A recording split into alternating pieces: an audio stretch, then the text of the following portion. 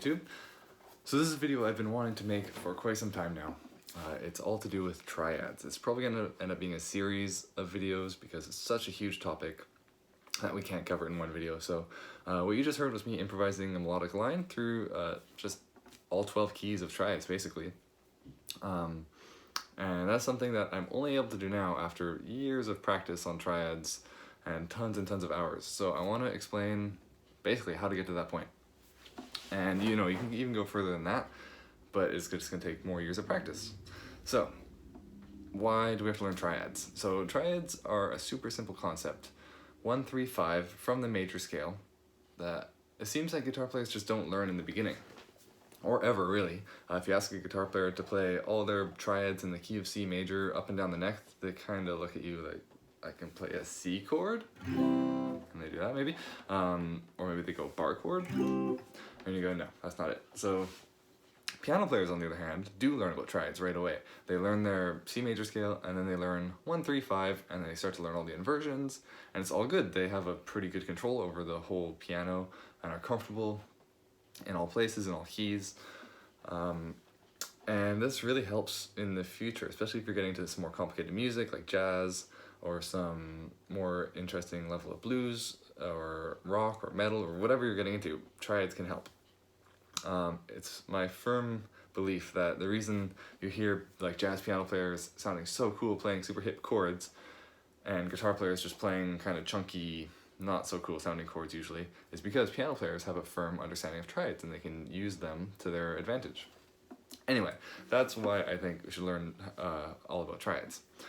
So I'm just going to go over some basic things about the triads, and then I'm going to make a couple other videos showing the exercises that I'm going to mention here. So you can watch those for specifics, but let's just get into how to begin with triads. So hopefully you already know a triad is the 1, the 3, and the 5 put together from a major scale. So if you have a C major scale, just like that, you put the first note, the third note, and the 5th note together to make a triad. And it makes that kind of happy, typical sound in classical music, whatever, it's everywhere. So that's your basic triad. We want to know how to do that everywhere on the guitar neck, not just in that one spot. So I'll show you a quick example of what we're going to be going over in the other videos. So here's kind of what you want to be able to do.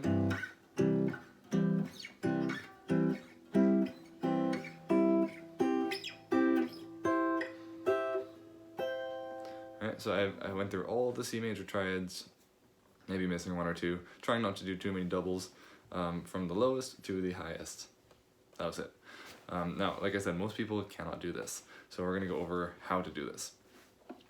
Go to the other video for the slower version and like close-up of what I just did. But essentially, you want to get that 1, 3, 5, and you're going to find it on the guitar, in the lowest spot on a set of strings. So in this case, I'm on string 3, 4, and 5. From there, you're going to just keep rotating the order. So instead of 1, 3, 5, you're going to go 3, 5, 1. So you're going to have to move up the strings and play them in a different order. From there, you rotate it again. So instead of, let's do here, 3, 5, 1, you're going to move this one here. So you have 5, 1, 3. Move it up again. From 5, 1, 3, 5, 1, 3, you can move the 5 to here, and then you have 1, 3, 5 again. So that's called inversions. When you invert, so you're flipping the triad, so you're just moving the bottom note to the top, and then take that bottom note to the top again. You're flipping it and going up the guitar neck. We have to learn our inversions because it really helps just know the triad everywhere, really. So that was the key of C, and just on one set of strings. So you can imagine how much work it is to practice all the set of strings and all the keys. So if I did that on string 6, 5, and 4, it look like this. String 2, 3, 4.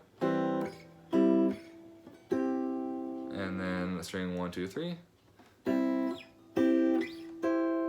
So there's 3 unique ones on every set of strings, and then they'll repeat at fret 12. So that's kind of nice. You do only have to learn 3 on each set.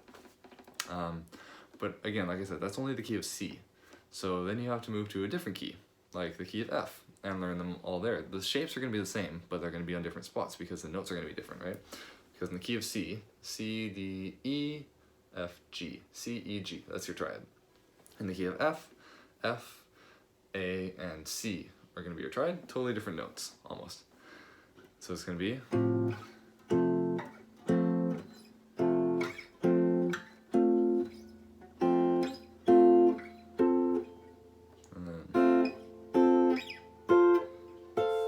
So you have all those F triads. Again, these are just major triads, 1 through 5 from a major scale, all the inversions. You do want to do all the keys. I know it's a pain in the butt, and you have to, maybe it might take you like a week just to be able to do the key of C, and then you're like, oh, I have to do 11 more keys, but I promise it will get faster because you'll start to recognize the shapes, and you just have to figure out where they go in the different keys. But it's kind of like, let's say you were an auto mechanic and you only learned how to do repairs on BMWs. It's kind of like, what's the point?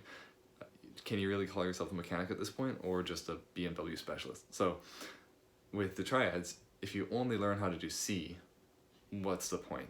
You know, like C is 1 out of 12 major chords you could have in any musical situation.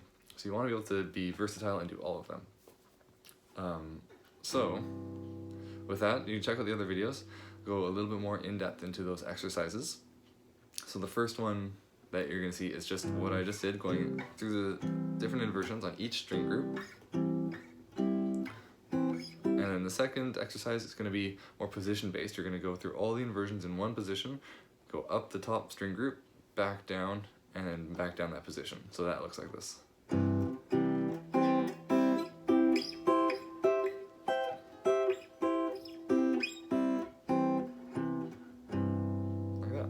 So check out those other videos. We will start to take a look at minor triads in the next video. So stay tuned for that, and I hope this all helps. Let me know in the comments if you have any other questions about triads or have any other musical subjects you would like me to explain. But I think for a while here we're going to be on some triads. So hope you enjoy, and I'll see you in the next one.